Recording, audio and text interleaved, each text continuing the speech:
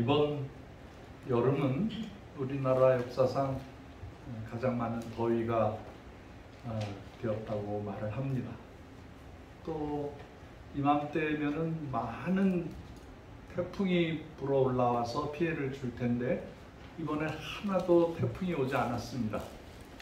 왜냐하면 너무 뜨거운 열기가 한반도를 꽉 차오고 있으니까 이 태풍이 다 이렇게 흩어졌다고 하는 말입니다.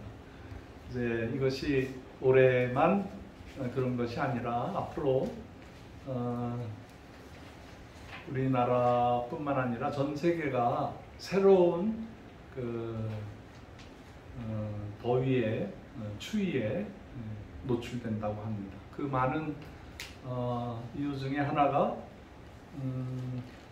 북극과 남극의 빙하가 얼음들이 많이 녹아진다고 그래요.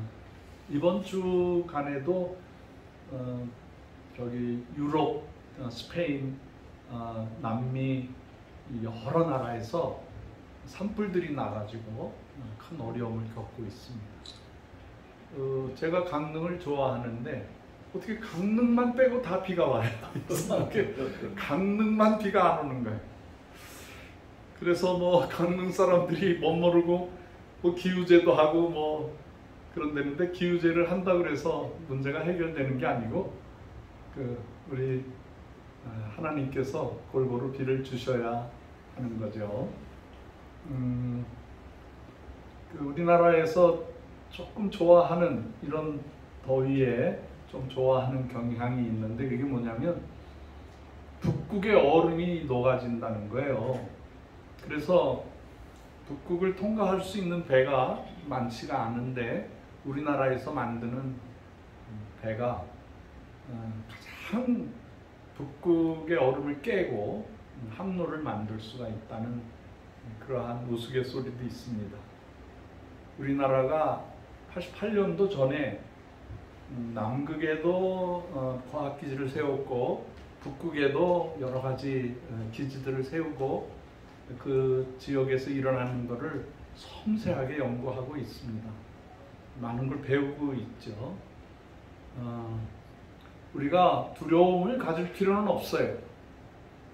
왜냐하면 하나님이 보호하사 우리나라 만세이기 때문에 그렇습니다. 우리는 어딜 가나 무슨 일을 닥치나 내 개인적으로 큰 곤욕이 임할지라도 우리는 우리를 지켜주시는 하나님을 믿습니다. 믿으시면 큰 소리로 아멘 하십시오. 우리 민족은 특별하게 하나님이 보호해 주시는 민족입니다. 왜 그러냐면요, 성경에 기록된 민족이기 때문에 그래요.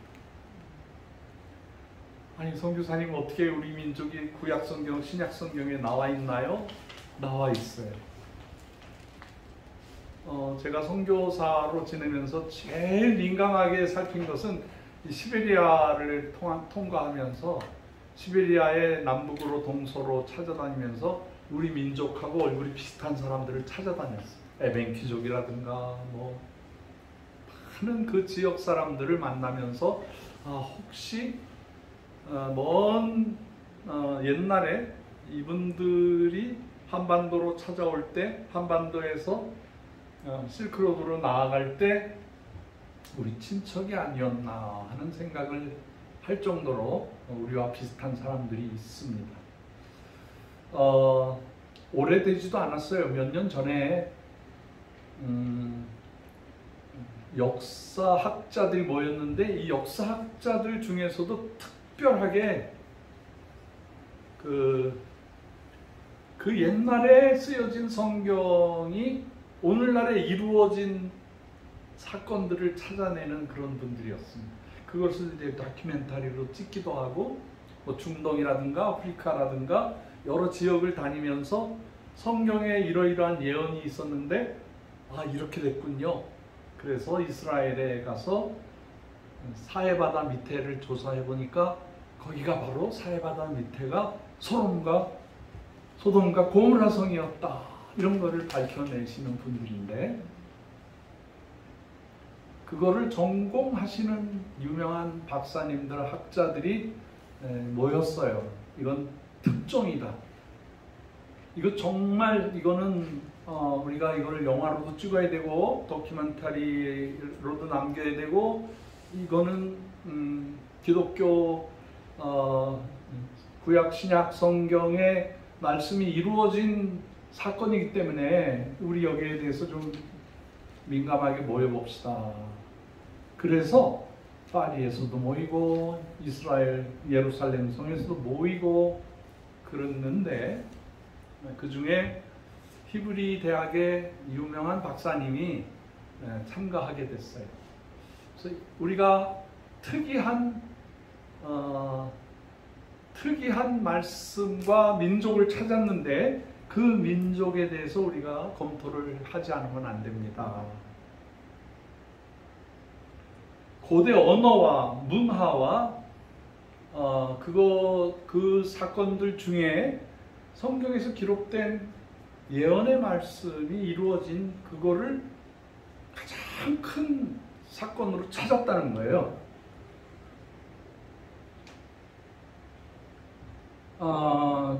그래서 이제 여기에 관심이 많은 서구 성서학자들, 문학, 인류학자들이 모여서 조사를 해봤더니 거기에 인류가 흘러간 특별한 족보를 발견했습니다. 이거는 뭐 성경에 있는 거기 때문에 여러분 한번 찾아봐 주실래요? 오늘 창세기 말씀입니다. 창세기 25장, 창세기 10장입니다. 10장.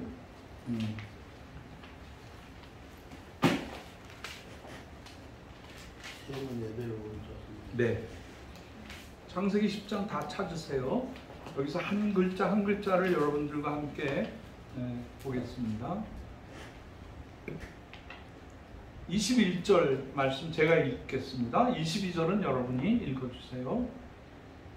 셈은 에벨 온 자손의 조상이요 야벳의 형이라. 그에게도 자녀가 출생하였으니 셈의 아들은 엘람과 두루와 아르박사와 룻과 아람이요.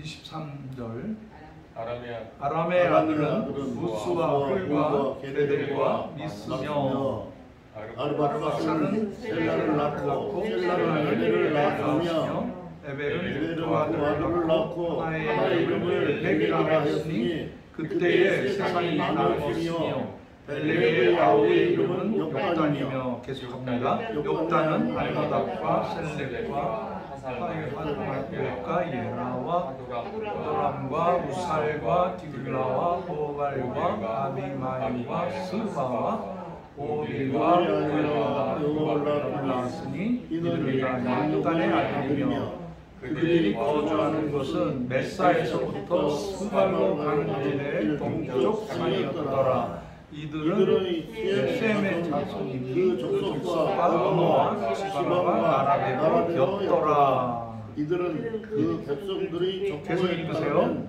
노아의 자손의 족속들이며 수의 아들에게 수의 백성을 나뉘었더라. 이게 아주 중요한 거예요. 우리 구약 성경의 족보가 둘로 갈라지는 굉장히 중요한 사건입니다. 근데 그 중에 에벨의 아들이 두 명이었는데 하나는 벨렉인데 이 벨렉의 자손들은 어디로 갔냐면은 그 유럽으로 해서 그 이스라엘 쪽으로 머무르게 됐어요. 그 지금의 중근동으로 가게 된 거죠. 이분들은 뭐를 만나게 되냐면 홍수와 큰 홍수와 저기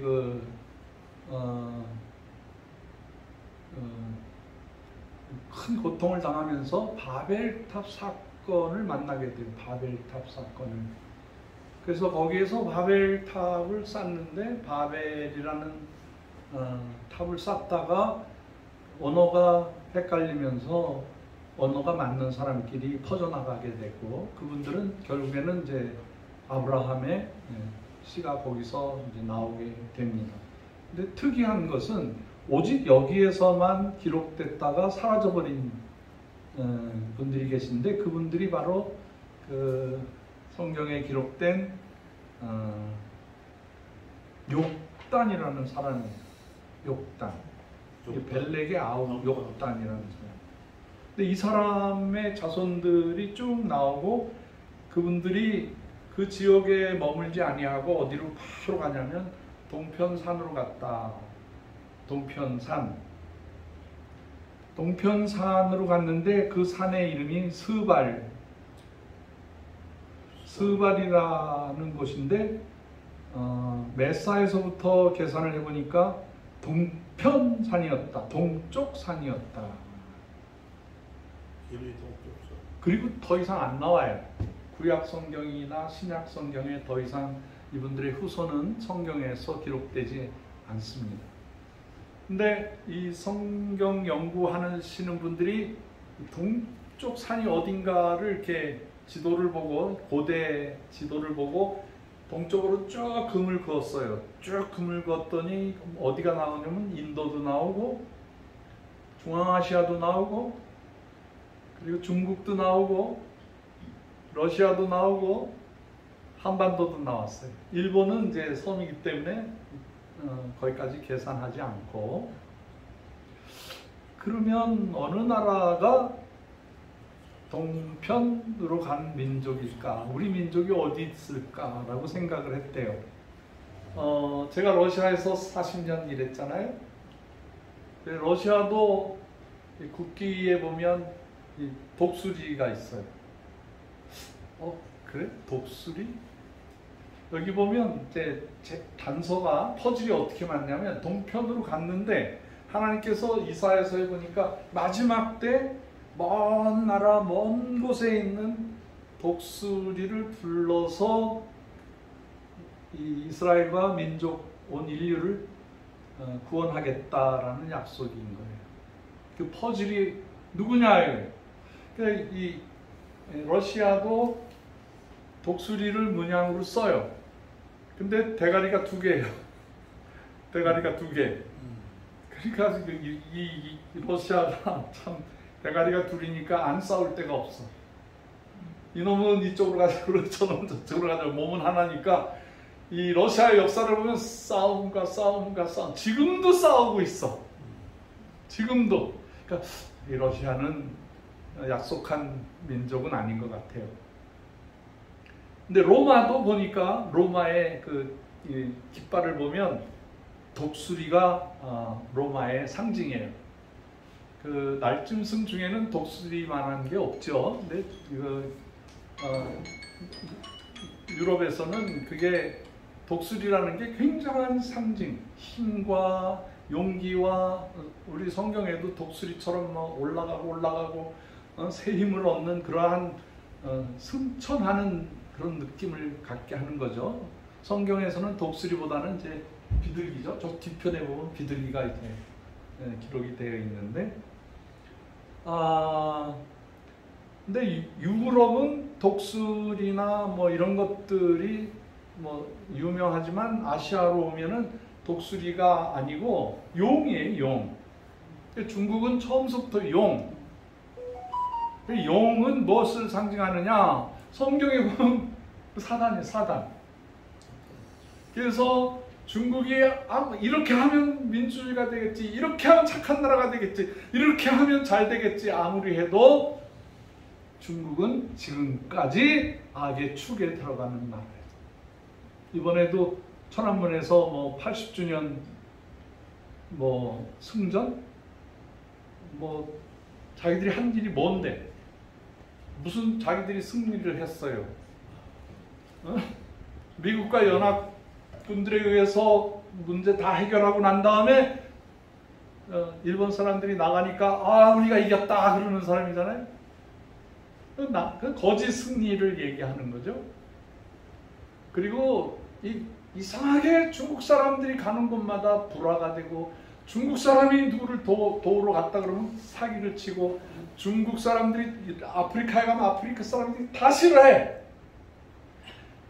동남아시아, 서남아시아인 중국 사람들이 가면은요 진짜 싫어해. 처음에는 우리를 도와주러 왔나 보다니까 자기들을 다 올가매는.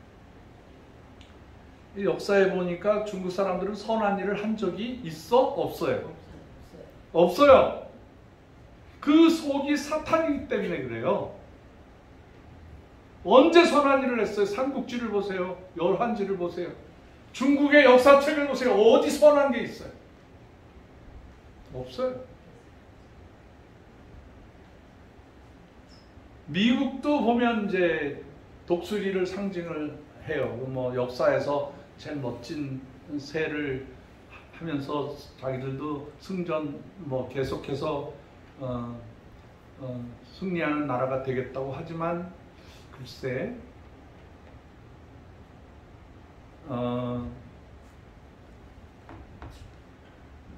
근데 성경에 보면은 이분들은 아니라고 말을 해요. 이분들은 아니라고 말해요. 정말 저도 화가 나는 게 이번에 알라바마인가요? 현대 자동차 공장을 세우기 때문에 이거를 미국 사람들한테 가르쳐서 하기엔 너무 힘드니까 한국 기술자들이 가서 일을 하고 있는데 480명인가를 불법 체류 이민법을 어겼다 그래가지고 붙잡아가. 아니 우리나라하고 미국하고 얼마나 사이가 좋은데 어떻게 이렇게 행동을 했냐. 목사가 봐도 화가 나는 거예요. 어떻게 친선 동맹국 백성들을 이따위로 대접을 하냐 말이에요. 뭔가 잘못됐어 지금. 인류의 선한 나라였었는데 그랬던 것 같은데 그렇지 않은 것 같아요. 지난번 1차 트럼프 대통령 때 김정은이하고 대화하기 위해서 미리 사전 정보를 캔다 그래가지고 유명한 네이비 실이라는 미국 특공대원들이에요. 이 사람은 빈 라덴을 잡은 사람들이에요. 굉장한 훈련된 사람들이 평양 근처에 특별 보청 기계를 가지고 거기다 설치해 놓고 김정은이가 말하는 거를 다 이렇게 보청을 하려고 갔다가 민간인 어선을 발견했는데 자기들의 정체가 드러나면 금방 큰 문제가 되니까 배 어선에 타고 있는 북한 사람들을 다 죽여버려요. 그리고 그들의 시신도 발견되지 않게 특별히 보관해서 바닷속에다 다 해버렸죠. 이번 주간에 비밀이 퍼졌어요. 근데 이거는 대통령의 허가가 없이는 할 수 없는 일이에요. 근데 트럼프가 뭐라 그래요? 전혀 들어보지 못한 얘기라고 했잖아요. 대통령의 허락을 받아야만 할 수 있는 그러한 특별 작전이거든요. 그러니까 뭔가 자기가 예수 믿는 척하고 그러는 척하면서 하는 행동 보면은 이건 싸잡아서 장사치 부동산 개발업자 같은 사업꾼의 사업이에요. 그래서 제가 선교사고 선하게 살려고 애를 쓰는 사람인데 미국을 보면 아니야. 옛날의 미국이 아니야. 옛날의 러시아도 아니고 그리고 이 중국도 우리가 생각하는 앞으로 선한 나라가 될 거라는 보장이 없어요. 지금 수천 명의 수만 명의 우리 한인 선교사들 다 내쫓았어요. 지금 중국에서. 중국 선교사님들이 피눈물을 흘리고 그중에 러시아 선교사로 들어오는 사람들도 있고 아시아 선교사로 간 사람도 있고 너무 속에서 열불이 터지니까 그냥 한국에 와서 조용히 쉬시는 분들도 계세요.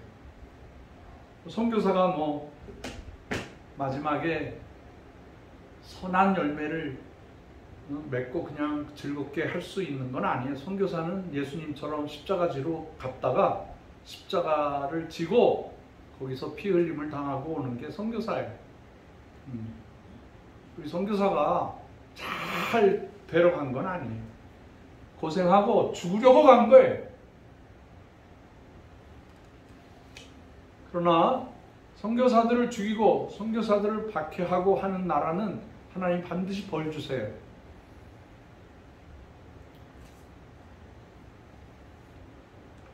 이사야서 46장 9절에서부터 11절에 보면 제가 중요한 것만 읽겠습니다. 내가는 하나님이에요. 내가 동방에서 독수리를 부르며 먼 나라에서 나의 모략을 이룰 사람을 부를 것이다.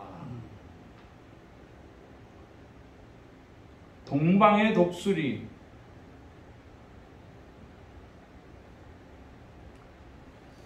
계시록에 보면 마지막에 이 독수리 역할을 하는 민족은 어떤 민족이다? 흰옷을 입은 민족이다. 또 나와요. 고난을 받은 민족이다. 12지파 중에 속해 있을 것이다. 지금도 제가 공부하고 조사하고 있지만 이스라엘의 12지파 중에 나중에 야곱의 그 미움을 받고 야곱한테 선한 일을 하지 않은 아들 하나가 이제 저주를 받아요. 저주를 받아서 이제 쫓겨남을 당해요. 그리고 역사에서 사라지는데 그 단 지파와 우리나라의 그 단군 그 단어가 묘하게 비슷해요. 근데 그 시간별로 정확하지는 않아요. 그래서 참고는 해요. 제가 참고는 하는데 아무튼 이상하게 동방에 이 히브리 사람들도 깜짝 놀란 단어를 가지고 있는 민족이 있다. 그 히브리 학자들이 깜짝 놀라는 거예요. 어떤 단어에 깜짝 놀라면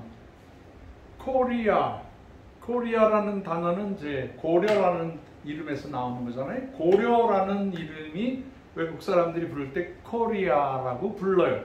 근데 그 단어가 히브리 말로 정확하게 부르심을 받은 이라는 뜻이에요. 히브리 말로. 그러니까 나라 이름 중에 코리아 하면은 부르심을 받은 자. 그 말은 선택받은 자.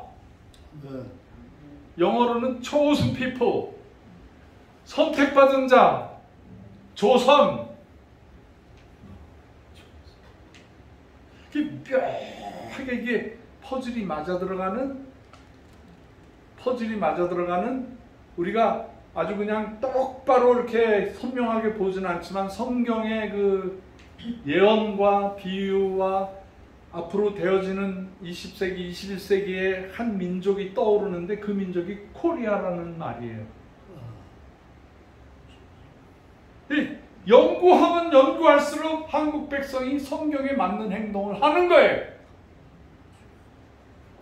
성경에서 말한 대로 마지막에 저 멀리서 흰옷 입고 고난 받을 만큼 충분히 받고 샤머니즘으로 훈련받고 불교로 훈련받고 공산주의로 훈련받고 민주주의로 훈련받고 거기에다가 선교사님들이 들어가서 기독교로 완전히 성숙한 민족으로 만들어서 지금 세계 선교를 감당하는 한국을 보면 이걸 의심할 여지가 없다는 거예요. 이런 민족이 없다는 거예요.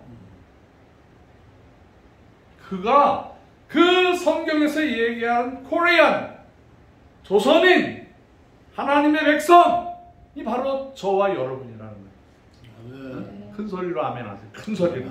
아멘 할 때 이 말씀이 여러분 속에 쑥 들어가게 됩니다. 그게 현실이 되는 거예요.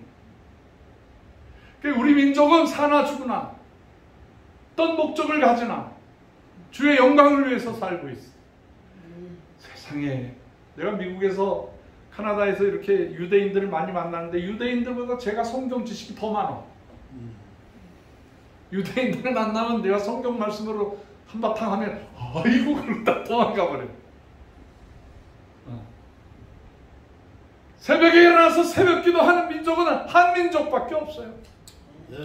성경을 매일 외우고 읽고 쓰고 성경 말씀대로 살아가는 민족.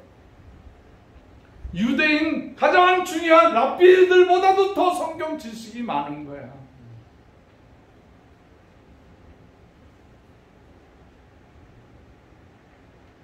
한민족이라고 정확하게 성경에 나오지는 않지만 이 한민족을 표시하는 여러 가지 그 뜻이 있어요. 그 아까 얘기한 단지파라는 거가 한민족하고 좀 들어맞는 것 같고,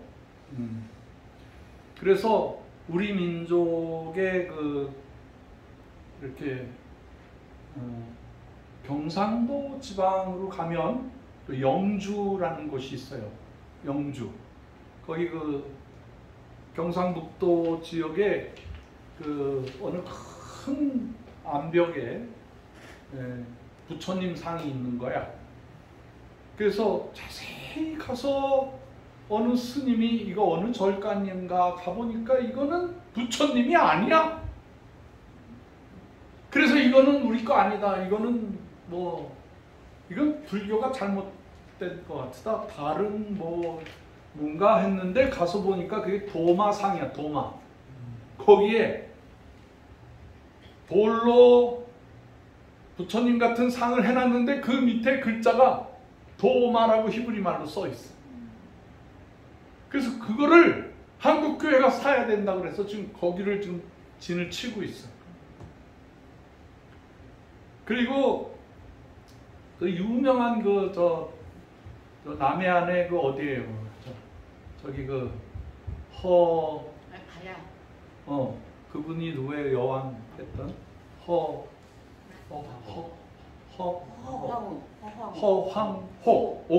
허황호 그분의 무덤이 있는 곳, 그 김수로 왕의 무덤이 있는 곳을 조사를 해보면 그때 저도 굉장히 관심 갖고 갔는데 문 대통령이 그 지역의 가야 문화를 위해서 천억인가 뭐 2천억을 들여서 그 가야 문화를 세계적인 유네스코로 만들려고 했는데 뭐 불교가 신이 난 거죠. 뭐 가야 우리나라 우리 불교다 그랬는데 하나도 불교와 닮은 데가 없어. 전부 기독교 문화예요. 할렐루야. 그 가야 지역의 문화가 기독교 문화로 꽉 차 있는 거예요. 그래서 제가 가야에서 며칠을 머물면서 강의도 듣고 거기서 이제 그 문화 문명들을 조사를 했는데 이건 틀림없이 이스라엘에서 오신 분들이야. 이스라엘에서 왔어. 그래서 어디까지 남해도 가보고 남해에 굉장히 높은 산에 올라가서 보니까 12돌을 해놓고 거기서 예배드리는 사람들이 있었어요. 갈수록 21세기가 되니까 하나님이 한 민족의 잃어버렸던 역사를 찾게 하는데 그게 기독교 문화가 다 나옵니다. 가야라는 뜻이 여러 가지 의미가 있지만 가야라는 뜻이 물고기라는 뜻이에요. 물고기. 기독교의 심벌이 뭐죠? 원래 십자가가 아니었었어요. 원래 십자가는 한 300년 이후에 콘스탄티노플에 의해서 기독교로 국교가 되면서 십자가라는 것을 이렇게 세웠어요. 그 환상 중에 봤다고 해서 그 십자가를 보고 전쟁터에 임해서 승리를 해가지고 기독교 어머니가 믿던 기독교를 내가 믿어야 되겠다 해서 콘스탄티노플에 의해서 로마의 썩은 카톨릭의 그런 모습이 아니고 새로 천도를 해야 되겠다 해서 지금의 비잔틴 제국이었던 콘스탄티노플, 지금의 터키 수도의 수도. 터키의 수도는 저기 좀 다른 데 있지. 이스탄불. 이스탄불. 제가 이스탄불도 한 3번 갔었어. 우리 신학생들 데리고, 러시아 신학생들 데리고 수학여행을 그렇게 갔었습니다. 어쨌든 간에 뭔가 저 땅끝에 이름도 알 수 없는 곳에 한 민족이 이스라엘의 하나님을 섬기던 그런 많은 그게 있는 거예요.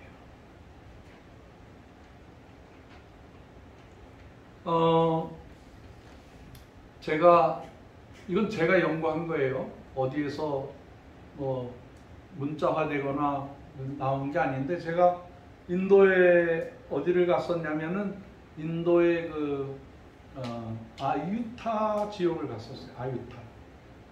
거기는 인도 지방인데 덥지만은 땅이 좋아서 지대가 높아가지고 시원해.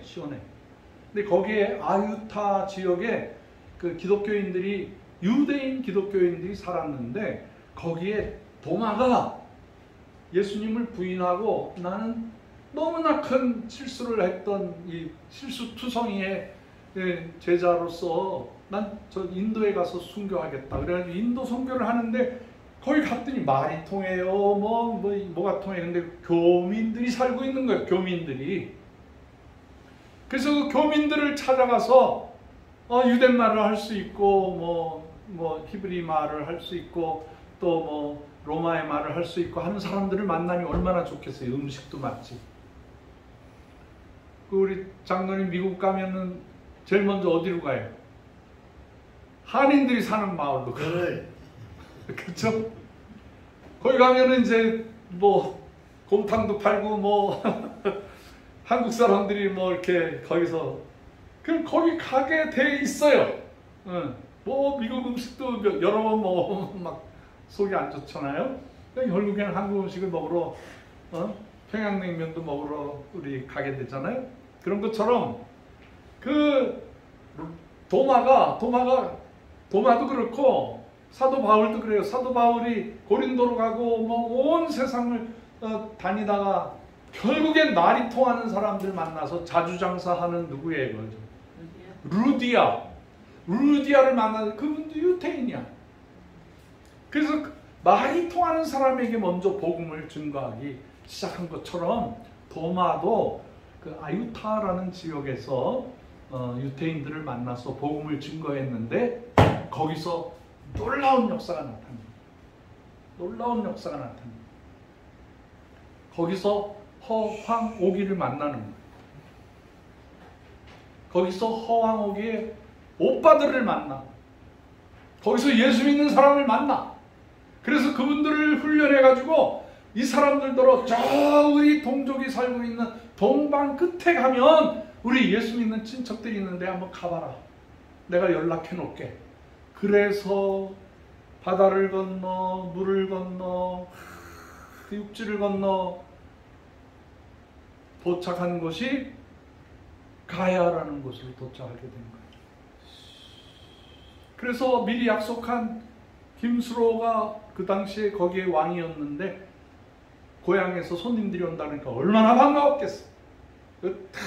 만나는데 특이한 배에서 내리는데 거기에 아주 예쁜 까무잡잡하면서 인도 사람도 같고 유태인 같기도 하고 동양 사람 같기도 한 묘한 여성이 나오는데 이 수로왕의 마음이 홀로 반해버렸어. 그래서 수로왕이 일기를 써. 너무 아름다운 여성을 만났다고. 그리고 자기 아내로 삼잖아요. 그래서 많은 아들을 낳아요. 그렇게 해서 최고의 문화 문명을 거기서 이룩하게 돼요. 그 이스라엘 백성들이 모여 사는 그 이스라엘 촌이 있었는데 그 사람들을 우리나라 역사책에 보니까 이서인이라고 그래요. 이서인. 이스라엘. 거기에서 이제 발음이 안 되니까 이서인이라고 합니다. 이서인 중에 놀라운 인물들이 많습니다. 놀라운 인물들이 많이 나와요.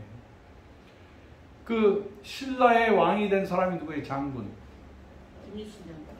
김유신도 이서인에 속해 있고, 그 다음에 저하고 비슷한 사람이 거기 하나 있어. 박혁거세가 이서인으로 이렇게 온 사람. 우리 민족 안에 우리 역사에서 사라져버린 많은 이스라엘과 함께했던 사람들이 존재하고 있는 거예요. 그 중에 독특한 분이 있어요. 허황오기의 후손. 허황오기가 너무 유명하고 그 당시에 십계명을 가져오고 그 당시에 도마서를 가져오고 거기에서 복음을 증거하기 시작하는데 지금도 고대 역사책 중에 십계명은 아닌데 8계명까지 찾아냈어요. 똑같아요. 십계명하고. 그리고 거기서 영향을 받은 제일 유명한 영향을 받은 사람이 하나 있어요. 그게 이 인도의 의술과 이스라엘의 그 의술까지 합쳐서 와서 한반도에서 의술을 펼친 사람이 하나 있어요. 예? 우리나라에서 소설로도 그 드라마에서도 나오신 분이야. 응? 허준. 동호보감 아니. 응. 동호보감. 네, 동의보감을 기록했는데 그거는 한국을 뛰어넘어서 이 조선의 고려의 모든 역사를 뛰어넘는 세계적인 의술을 가지고 있는 거예요. 그게 어디서부터 나온 거냐? 출애굽기에서부터 나온 거예요. 우리 민족이 왜 그렇게 머리가 좋아? 어? 머리가 좋아. 우리 애들요 여기 데리고 있다가 카나다나 미국으로 이민시키잖아요. 이놈들이 귀가 트이고 입이 트이면 수학의 최고가 되고 학급에서 1등을 하고 굉장한 실력을 갖게 돼요. 어느 나라보다 머리가 좋아.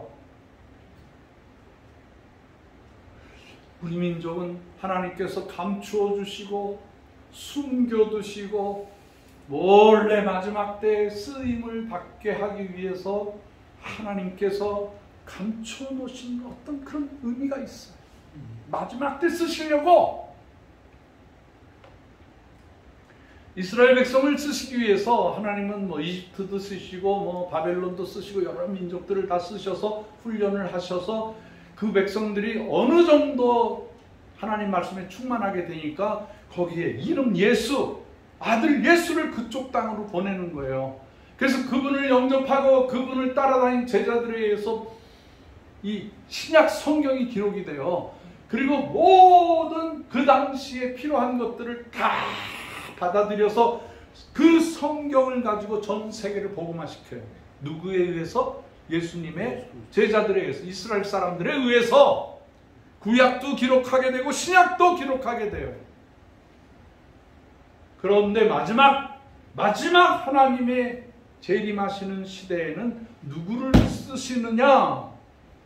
내가 동방에서 독수리를 부르며 먼 나라에서 나의 모량을 이룰 사람을 부를 것이다. 그 힘을 입은 백성, 고난받은 백성, 12지파 중에 하나, 14만 4천 명, 거기에 속한 민족.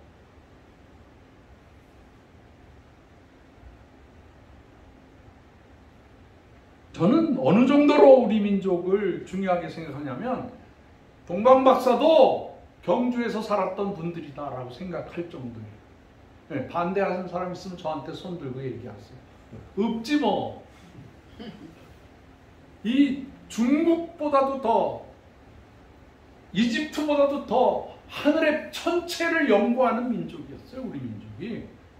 그래서 북두칠성은 오래전서부터 우주의 중심으로 알고 북두칠성이라는 중요한 관을 짜서 묻을 때 북두칠성으로 머리를 닿게 해요.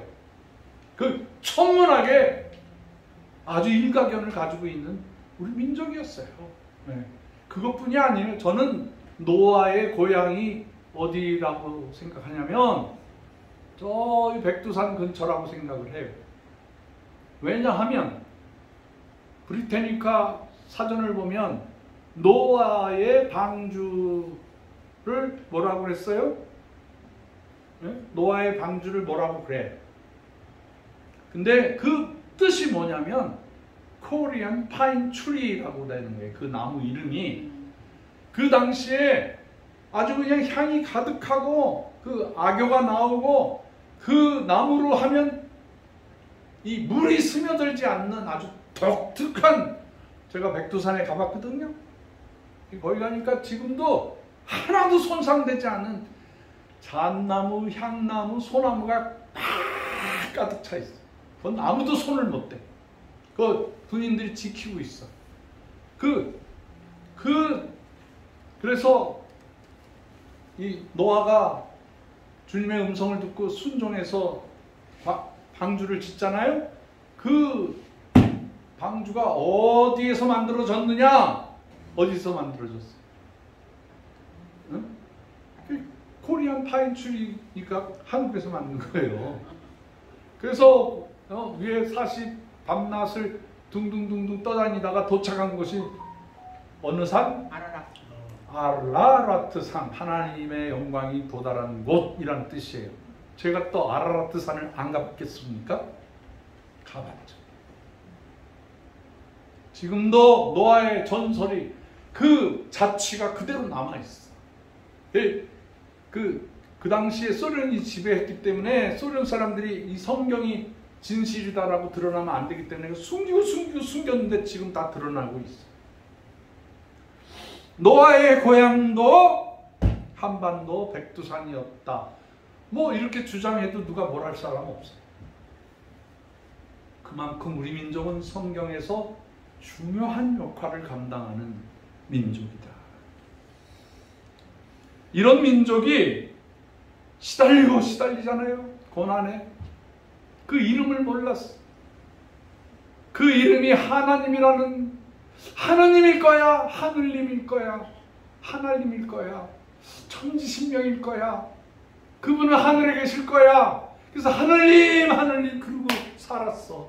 그런데 이러한 선택받은 백성을 멸망시키기 위해서 막 불교가 들어오고 막 유교가 들어오고, 유교는 종교도 아닌 게 종교처럼 난리를 쳐서 우리나라를 망하게 했잖아요. 어쨌든 유교 사상은 인간으로서 예의를 가장 잘 지킬 수 있는 거예요. 그러니까 한국 사람들이 굉장히 성숙한 사람들이에요. 누구를 봐도 지구 어떤 민족보다도 이성적으로나 예의나 모든 면에서 뛰어난 민족인 거예요. 왜? 경험을 했기 때문에.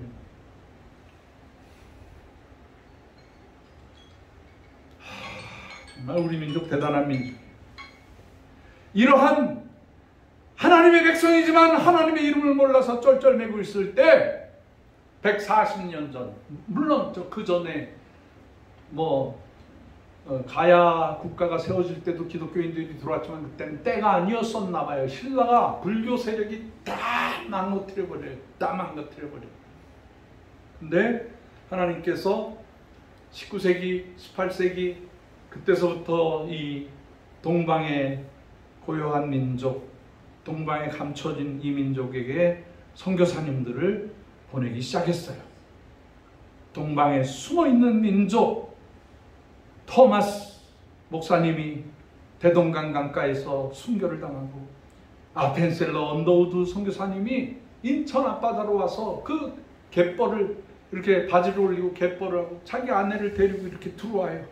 그 들어오는 순간에 큰 배가 왔다고 사람들이 구경을 하는데, 이렇게 눈을 들어보니까 그 새벽에 언덕에 전부 흰옷 입은 백성들이 서 있는 거예요.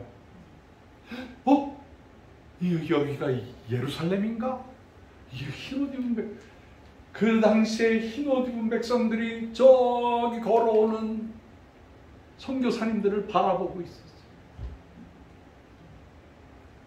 그분들은 오자마자 1년 안에 한국어를 깨우치고 한글을 쓰기 시작하고 성경을 한글로 번역을 하는데, 중국말 성경이 없어지게 되고 원문 한국말로 성경을 번역하게 돼요. 놀라운 일이에요. 그래서 선교사님들이 와가지고 한국말을 가장 높이 평가했어요. 이거는 하나님이 주신 언어다. 하나님이 주신 언어다. 생각해보세요, 여러분. 우리나라 말에는요, 신에게 바치는 언어가 있고 어른들에게 바치는 언어가 있고 같은 사람들끼리 쓰는 언어가 있고 어린 사람들에게 쓰는 언어가 다 달라요. 그래서 한글은 너무너무 쉬운데 한국말은 죽을 때까지 배워야 된다고 생각해요. 외국인들이 굉장히 어렵게 생각해요. 이게 격이 다른 것뿐만 아니라 존칭어가 다르는 거예요. 이 영어에 보면 Word of God 그래요. 하나님의 말 그렇게 써 있어요. 그리고 러시아 말 성경도 천년된 성경 말씀도 이렇게 보면은 거기에 뭐라고 되냐면 슬라바 복 하나님의 말 그렇게 나와요. 근데 우리나라 성경은 어떻게 나와요? 하나님의 말씀 하고 이렇게 하나님께 올려드리는 거예요. 모든 언어가 신의 언어가 있어. 정말 대단한 민족. 언어가 신비롭고 뜻이 신비롭고 하나님 그 당시에만 해도 하나님께 쓰는 언어가 따로 있었어요. 그때 제사법을 보면 다 나와. 우리 민족 하나님께서 버리지 아니하시고 선교사님들을 보냈어요. 언더우드 선교사님 참 많은 일을 하셨어요. 감리교회 참 저는 감리교회에서 세례받았어요. 그 감리교회 좋은 영향을 많이 받았어요.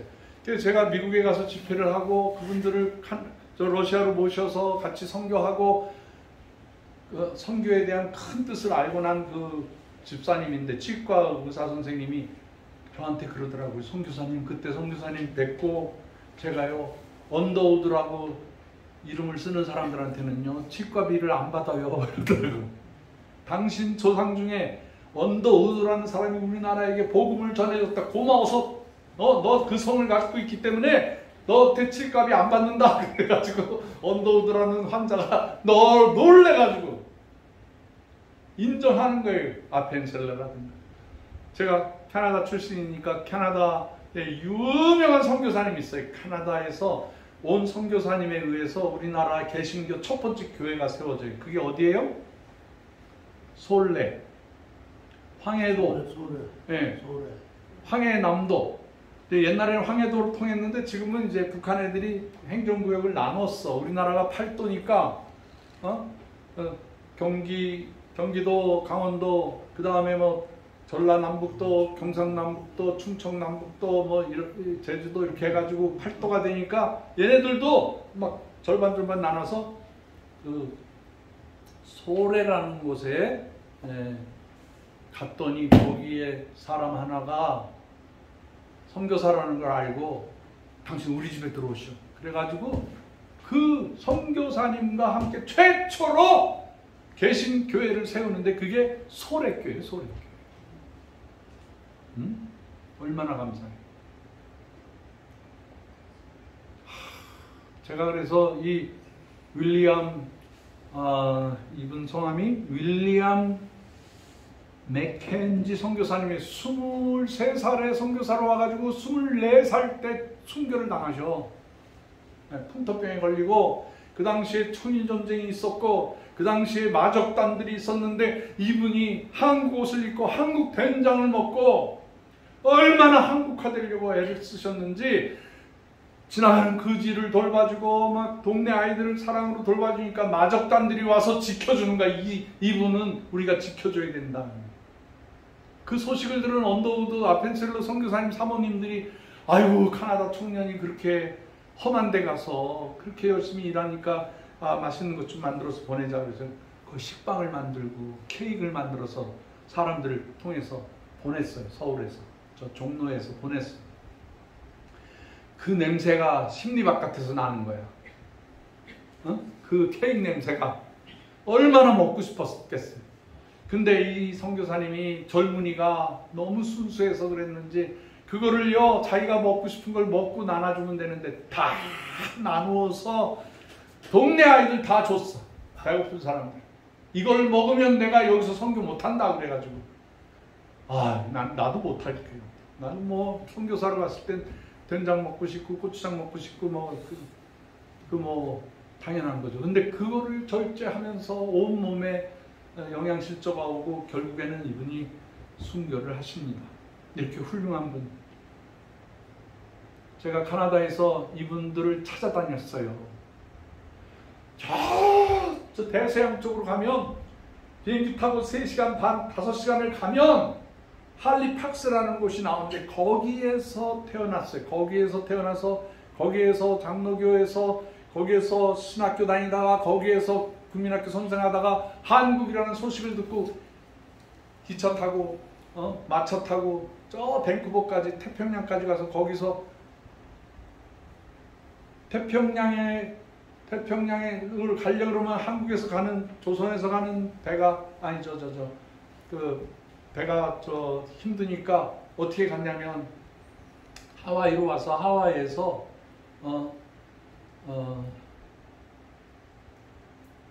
하와이로 와서 요코하마로 가서 요코하마에서 부산진으로 해서 부산진에서 목포를 해서 목포에서 대물포 인천항까지 와가지고 도착했어요. 6개월 걸렸어요.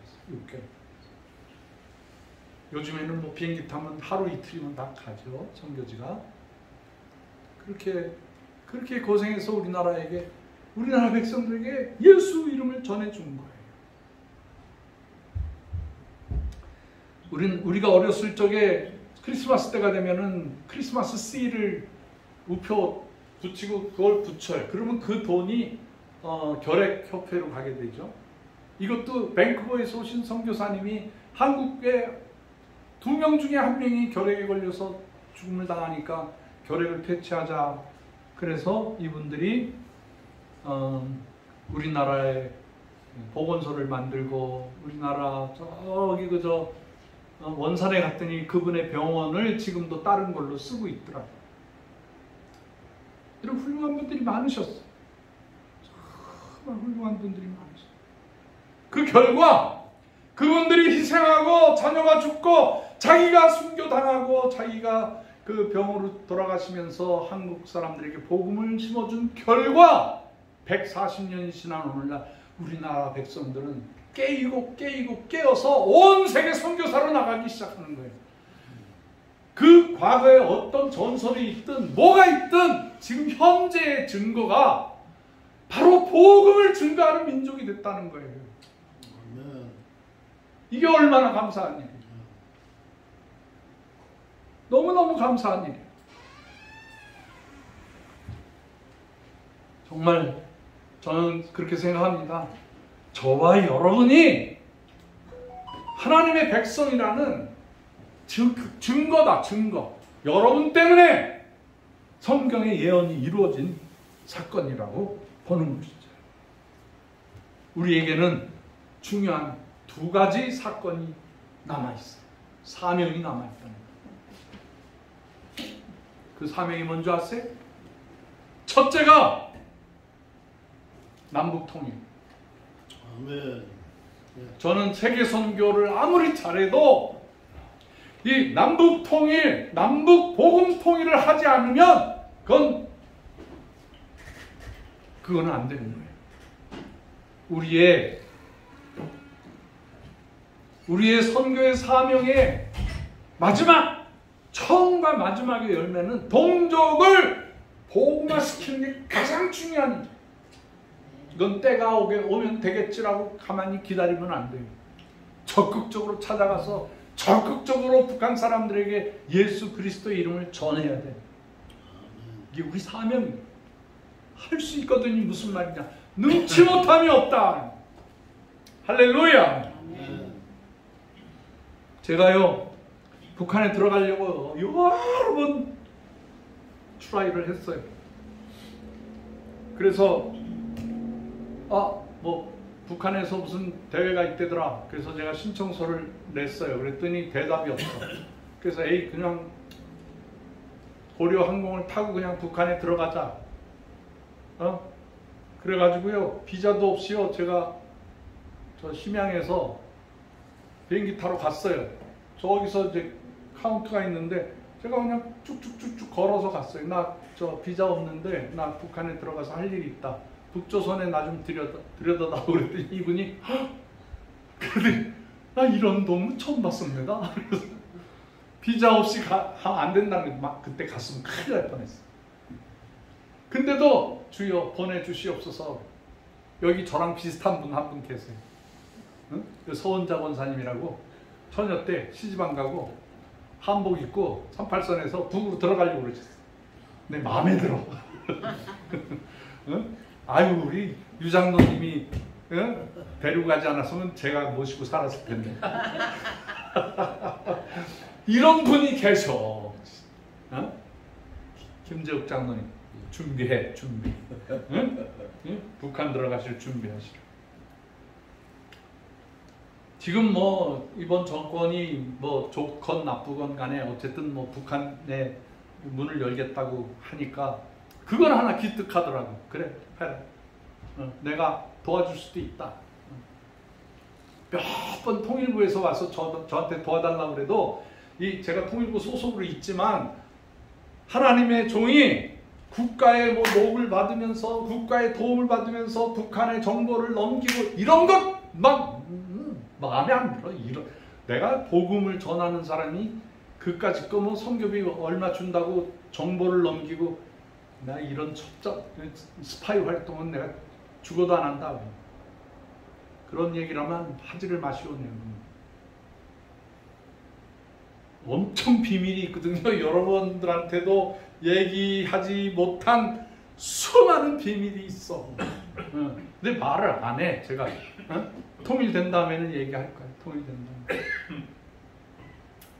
제가 평양의 호텔에 가서 있으면은 그 저를 아는 많은 사람들이 어떻게 해서든지 저를 만나려고 와요. 원래 법으로는 그렇게 허락받지 못하고 외국인을 만날 수가 없는데 이미 나하고 같이 일하는 동지들이기 때문에 이 사람들이 와가지고 목사 선생님 거저 잠깐만요 저를 만나 좀 제가 나가죠. 뭐 그게 뭐를 뜻하는 건지 알고 나가죠. 그러면 아유 무슨 뭐 어쩌고 뭐 그러면서 그럼 내가 알았어. 그리고 내가 $20 조금 더 큰 일을 하는 사람에는 $50 이런 식으로 이렇게 돈을 잘 이렇게 싸가지고 아무도 안 보게 압수하면서 슬쩍 주고 오고. 너무 어렵게 사니까 뭐 어디 가든지 제가 그 고구마 잘 됐는데 고구마 담당 그 농업위원장인 저를 만나자고 해서 만났더니 뭐 계획서를 보내주는데 앞으로 여기다가 $10,000를 좀 후원해달라 그렇게 써놨어요. $10,000. 내가 속으로 웃었어. 얘네들이 $1도 없으면서 $10,000가 뭐냐. 그렇게 나를 이용해 먹으려고 엄청 해. 그래서 그냥 웃어주는 거지. 웃어주는. 응? 처음에는 막 고구마 하나만 줘도 막 할렐루야 뭐 기뻐가지고 난리를 치던 사람이 어떻게 해서든지 뜯어먹으려고 해. 뜯어먹으려고. 근데 그런데 속아 넘어가진 않죠. 응? 요즘 이번에 정권이 뭐 누구한테 300만 불 주고 뭐 이따위 식으로 북한 사람들 만나는데 이것도 선한 방법이 아니에요. 선하게 해야지. 선하게.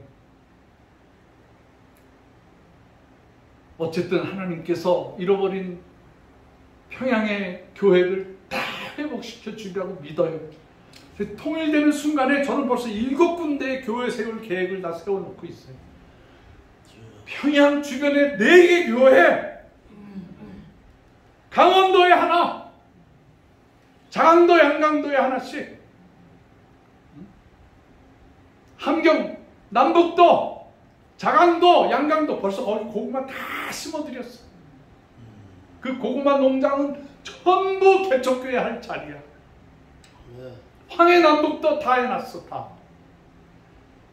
그 뭐 돈도 많이 안 들어. 통일되는 순간이 되면 바로 가서 동네 복지센터 만들어주고 의약품 집어넣어주고 아이들 먹을 거 다 해주고 동네 제일 좋은 자리가 어디냐면요 김일성 기념관이에요. 어디든지 다 있어. 그게 한 2만 개가 넘게 있어. 그거 없애버리고 거기다 십자가만 딱 달으면 되는 거예요. 간단해.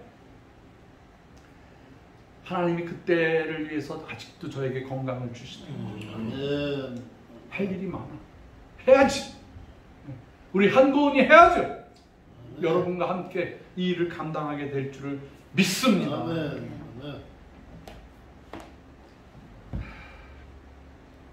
하나만 얘기 더 할게요.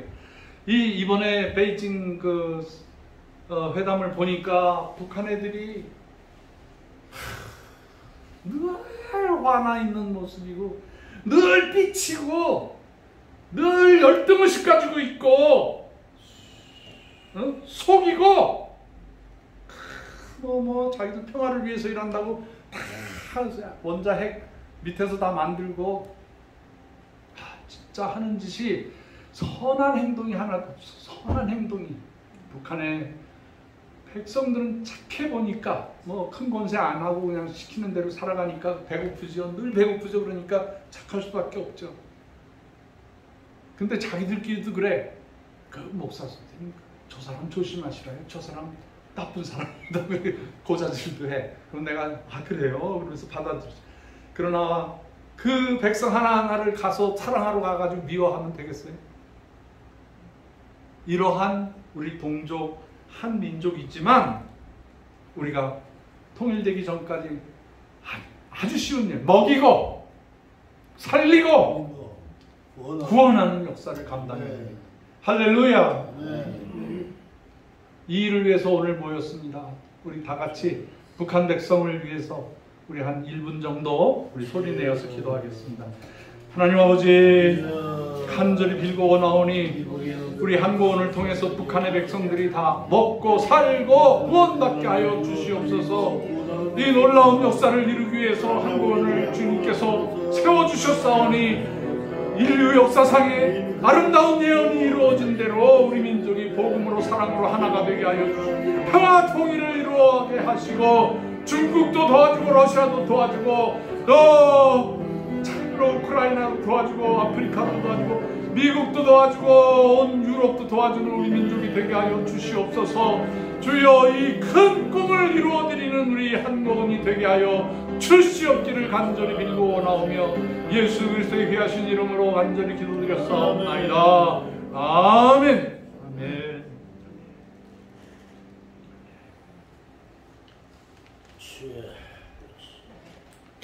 오늘 찬송가 몇 장이죠? 580장. 네, 580장 우리 찬송 부르겠습니다.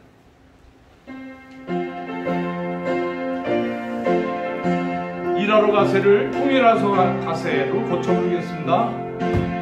삼천리반도 금수강사 하나님 주신 동사 삼천리반도 금수강사 하나님 주신 동사 아멘. 이 동산에 할 일마다 사방의 일꾼을 부르네.